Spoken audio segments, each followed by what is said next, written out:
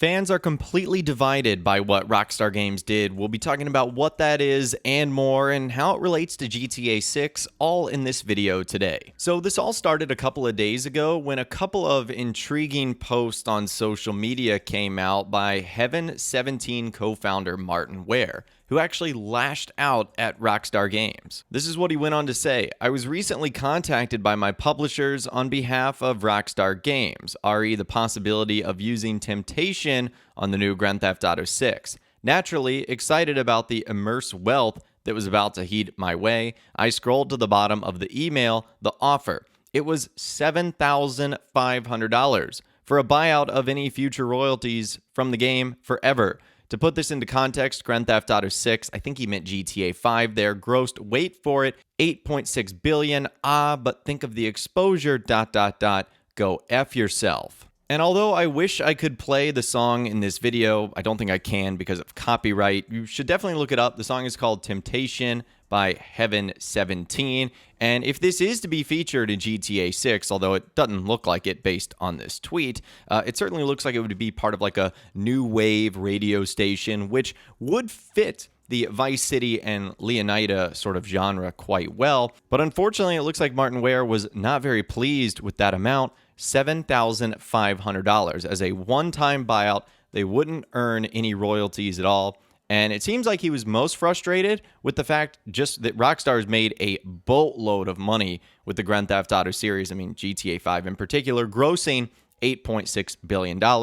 And I think that was the tipping point, as he was like, $7,500 is a drop in the bucket compared to what you guys have made on the game. Now, we obviously heard a lot of responses to this, one of them coming from insider TezFunds2, who responded to someone that said, WTF is this loon on about? That song is pretty mid, to be honest. And he said he's referring to GTA 5, but the counter argument is that GTA 5 features 441 licensed music tracks, and GTA 6 may feature more. So Rockstar isn't going to make a special exception for him, and the no royalties part isn't exclusive to Rockstar. The gaming industry mostly deals with one-time payouts for music licenses. Regardless, in one way or another, he did generate some exposure with the tweet. And there is a good chance that he is just doing this for exposure. For example, we've seen other musicians come out saying their songs are going to be featured in GTA 6, like Schoolboy Q has already confirmed that his music is going to be in the game.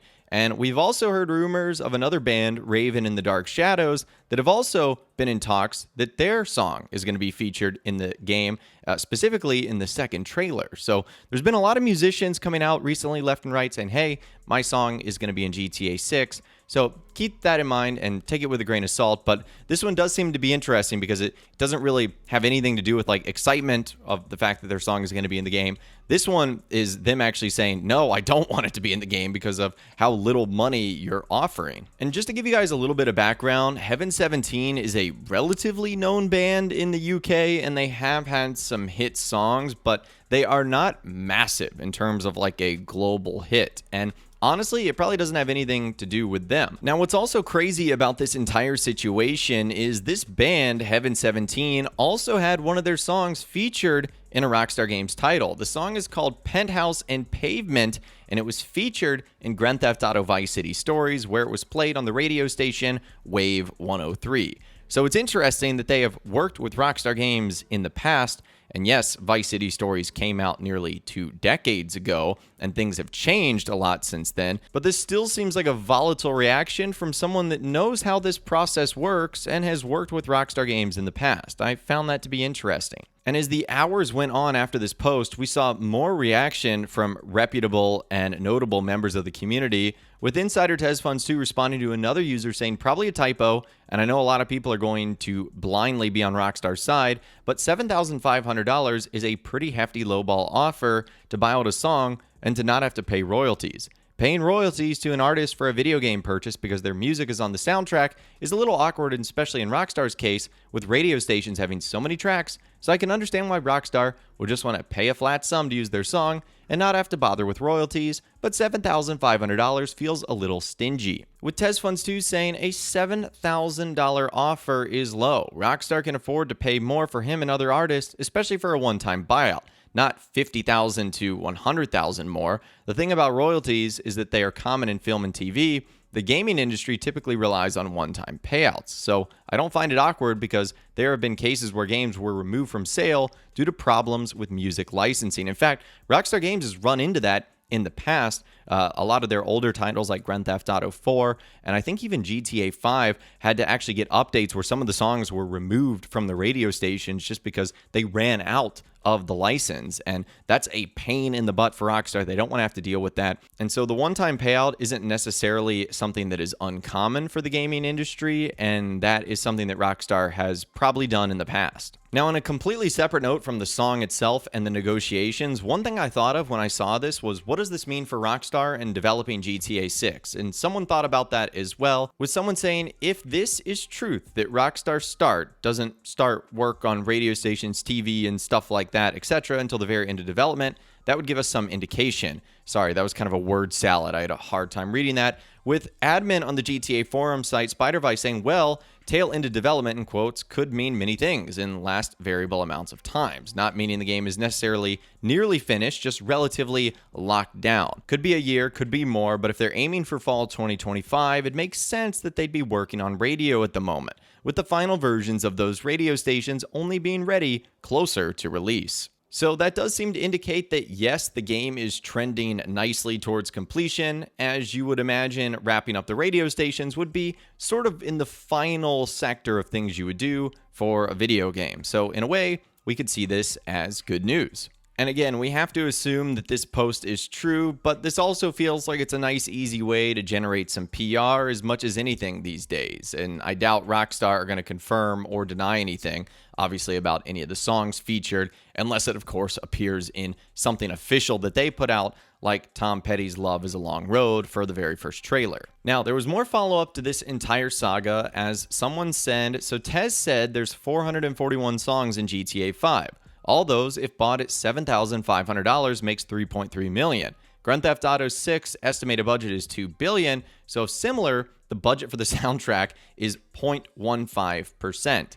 And he followed up, the total count, including online, is 538 songs, which amounts to about 4 million. And what Billboard reported about GTA 4's music is interesting. The quote says, although Rockstar won't disclose the exact number of tracks before the game is released, Pavlovich says it will far exceed the last installment of the series GTA San Andreas, which currently holds the records for most song in a soundtrack with 156. Grand Theft Auto 4 features a record 16 music-based stations that generally hold 10 to 15 songs each, so expect more than 200 songs in the new title. A soundtrack of that size carries a hefty price. According to a source close to the deals, Rockstar is paying as much as $5,000 per composition and another $5,000 per master recording per track. If that deal is applied to all songs, Rockstar's soundtrack budget may exceed $2 million. Going on to say there could be an additional $7.5K that was omitted from the tweet, making the total $15K. So if Rockstar aims for 500 or 600 songs, that would be a budget of about $7.5 million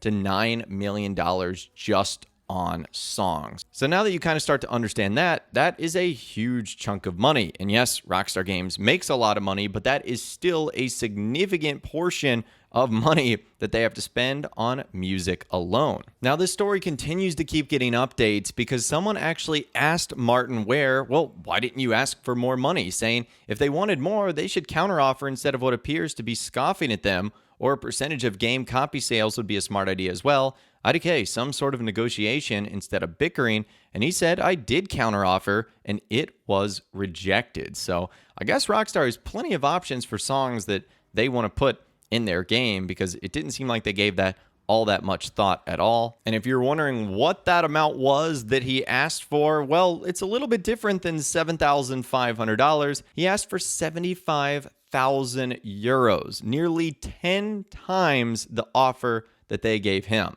So that feels a little rich in terms of what Rockstar was offering versus what he was offering. Doesn't really feel like it's meeting in the middle, although I do not know anything about music licensing, royalties, stuff like that. It just seems like a lot more than what Rockstar was offering. And Martin Ware really kept going as this whole situation really started to grow, saying for those claiming H17 should have accepted the extremely low offer for buyout for Temptation in GTA 6, claiming increased exposure, An extra 1 million streams generates each writer a pitiful $1,000 each. Again, responding to another person that said, sure, that's probably not a lot, but y'all kind of effed up. Having a song in a GTA game is a long-term win. I hope you guys can negotiate this. With him saying, I haven't effed up. I've worked in artist rights advocacy for 20 years. I know the game. And responding to another person that said, for a game as big as GTA 6, 10 to 30K, depending on how big the artist is reasonable. And if we're really talking about how relevant the artist is, 1% royalties for every copy sold or something like that, that's huge money there. And they said if they had offered a royalty, we wouldn't have asked for any advance. So he thinks the royalty would have been worth it all the way around, but certainly something that Rockstar didn't look like they were going to offer here. And again, as time went on, we started to learn more about the situation as Martin Ware responded to a post that was essentially telling its followers about the situation. And he responded, $7,500 each for 3 writers, still utterly unacceptable. Also, 8.5 billion gross, not profit, but still.